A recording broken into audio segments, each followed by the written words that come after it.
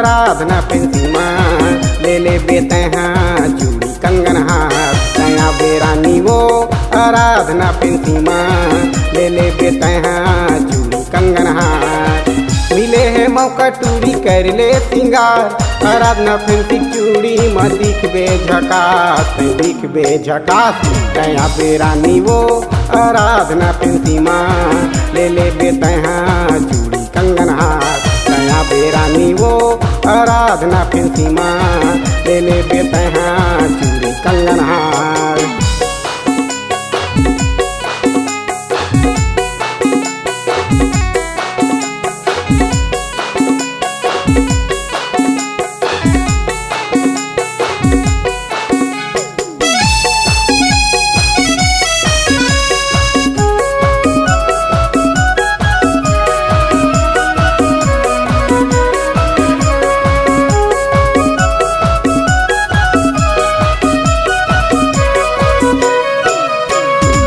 माथे के टिकली ले ले झुमका कान के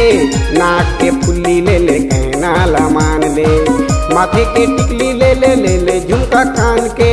नाक के फुल्ली ले ले कहना लमान ले नाक के फुल्ली ले ले कहना लमान ले काला पीला नीला चूड़ी औहा लाल काला पीला नीला चूड़ी औहा लाल अरे ज्यादा फैशन झनकर टूरी हो जही बवाल तया बेरानी वो आराधना पेंसीमा ले ले बेतहा चूड़ी कंगन हार तया बेरानी वो आराधना पेंसीमा ले ले बेतहा चूड़ी कंगन हार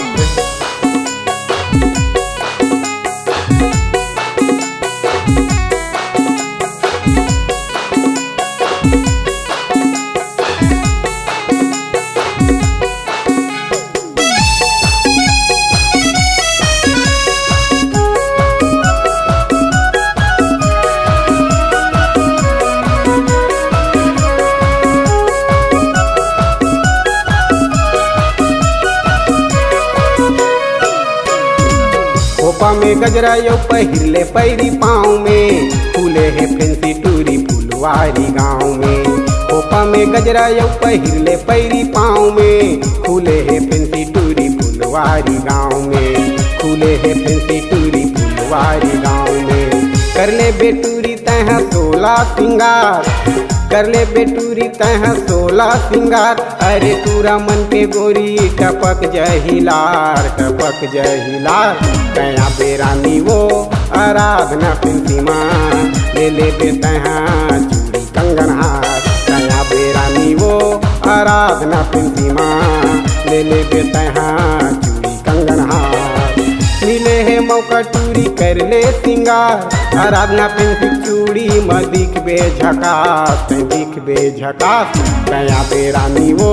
आराधना पेंसीमा ले ले बेतहा